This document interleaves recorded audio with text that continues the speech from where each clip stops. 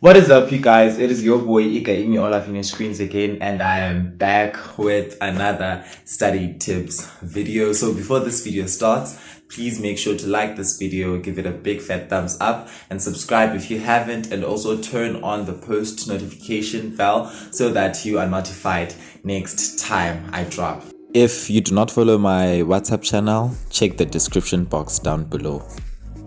I know it's been a very, very long time since I've done a study tips video, but I have a reason.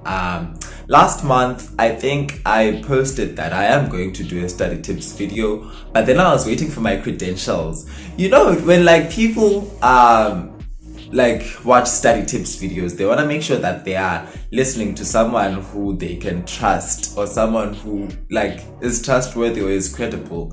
So I was basically waiting for my credentials, guys. As I was waiting for my credentials. I was waiting for my school to have the annual award ceremony so that I can show you guys, yeah, you're dealing with a proper source, man, a credible source. You get me? This video is basically going to be about last minute study tips to actually secure you a distinction and to save your grades. So before we get any further into this, last time you guys saw me, I was wearing this blazer, right? Okay. So basically at my school, when you're in the top 10, when you have an amazing average and have done well throughout the year, and when you have done well throughout the year, they basically embroidered your blazer. So this is the blazer that I have right now. It's a fully embroidered blazer for academics, obviously. And another thing is that I got my certificates, well, amongst others, but I only chose to take the ones that were academics related. Basically, I do have the others, but I'm not going to show them in this video. So we have this too. Guys, the art ceremony was yesterday. No, today's Sunday. It was on Friday. So I still haven't bought frames for this. So this says first in accounting, first in life orientation, first in isiXhosa home language, first in English file, and first in life sciences.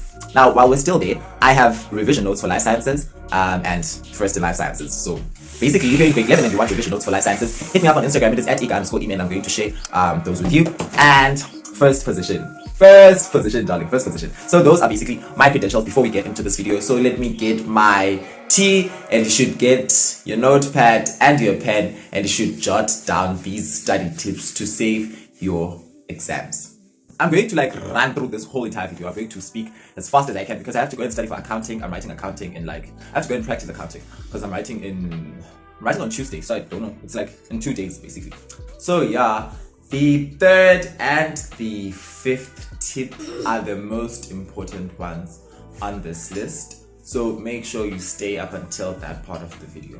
Okay, number one, you have to have a to-do list. Now, the reason why I'm saying have a to-do list instead of a study timetable is because these are last-minute study tips. And basically, we all know that 70% of us do not follow our study routines or our study timetables because basically, you just have a lot of things to do and sometimes you just procrastinate. So what I do is that I have a to-do list. So you will just know that, okay, I'm going to write down everything I need to do. I'm going to try and do as many things as I can. And this way, you will not feel overwhelmed. You will not feel underwhelmed. And you will see the progress that you are basically achieving throughout your study sessions. So basically, using a to-do list will limit your procrastination. 2, it will limit your distractions. And 3, it will basically make you accountable. Because you will see that, okay, if I ticked this off, ticked that off, and I haven't ticked these 2 off, I still need to do them. So that is how a to-do list is much more convenient. So the second tip is to limit your distractions. Guys, you should just limit your distractions as much as you can. Now, when you're going to study, how you're basically going to limit distractions, or how I limit distractions, is that when I go to my study desk, the first thing I'll do is to pray and ask for wisdom and ask for strength to get through that study session without any distractions. When you pray, you ask for wisdom, and your wisdom equates to your discipline, which will make sure that you just stay on that study desk and make sure that you get your work done. So you can do anything that you and your family believe in, but personally, I pray before I study. Now, tip number 3, which is one of the most important tips, is to do past papers, as many past papers as possible. And I've stressed this so much throughout my whole entire academia playlist videos that you need to do past papers. Guys, let me break this down to you. When you do past papers, or when you have a past paper in general, you have the paper that you're going to write. Because there is no way that these people are going to change what they asked. They're just going to change the values or change the diagrams. It's basically going to be the same questions repeatedly. You are going to be tested on what the previous year learners have been tested on. So basically, when you have past papers, you have your ticket. And the reason why we prefer to use past papers instead of textbook questions is because they are very different.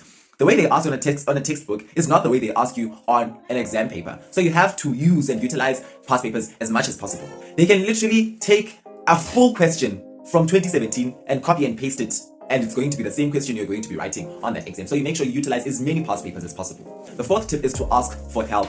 Guys, ask for help. Right now, teachers are not teaching in class, so it is your time to actually get a one-on-one with your teacher.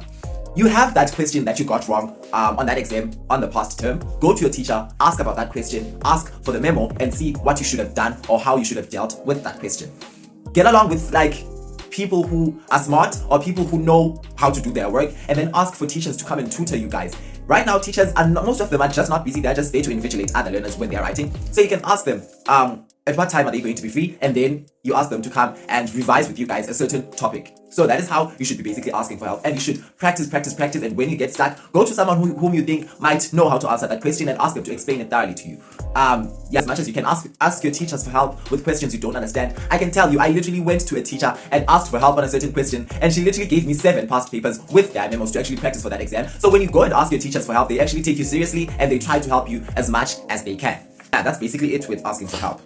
Now moving on to the 5th tip, which is to attend as many extra classes or as many tutoring lessons as you possibly can. As I've said, it is your responsibility to ask your teachers to come and revise with you guys certain topics that you feel like you have a difficult time understanding or interpreting. So you need to ask those teachers to come and teach you guys those topics. And if you hear people from another class, because at this time there are teachers who actually call their learners to come and revise a certain topic. So if you hear learners from another class saying that their teacher has asked them to come to school and revise Euclidean geometry, you should actually ask them to go with you. You should tag along and go to that class. You don't need to be in your class with your teacher. You should utilize as many resources as you can, and in this instance that would be a resource you need to utilize. So you should go to those tutoring lessons or to those extra classes so that you get to understand that topic even more thoroughly so that you can ace that exam. Now moving on to the things that you should avoid. Guys, number 1, you should avoid listening to headphones when practicing or listening to earphones. Now let me break this down to you. There's a difference between studying and practicing. When you're studying, you're going through the content, you're reviewing the work, and then when you're practicing, you're using past papers, you're using activities, you're just practicing the work.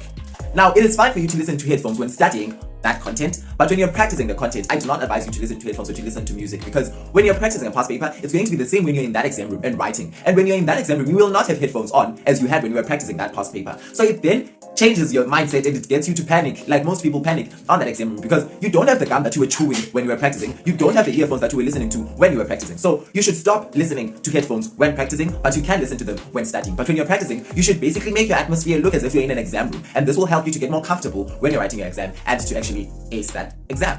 Yeah, I think we've reached the end of this video. Just to sum it all up, guys, you should know how to actually prioritize. Make sure that if it means you don't zula around with your friends, if it means you don't hang around with your friends more often, if it means you have to learn how to switch off your phone or delete social media, whatever measures you have to take, you just have to take them. These are final exams and you have to know how to ace them. And if you're in grade 11, if you're in grade 12, you just know how important these exams are. So with that being said, we've reached the end of this video. Please do make sure you've hit the like button and you've subscribed, and make sure to share this video to your friends, to your family, to your cousin, to anyone who you think needs to hear these tips. Make sure you share this video and you turn on the post notification bell so that you're notified next time I drop a video. And again, just a reminder, if you want revision notes for life sciences, do make sure to go follow me on Instagram and then proceed to DM me so that I can send you the revision notes that I've done. The next video will probably be me explaining to you how I do my revision notes, or it is going to be me, it's basically going to be me showing you guys how I do my revision notes for examinations, because it's not convenient to use your notebook. It's just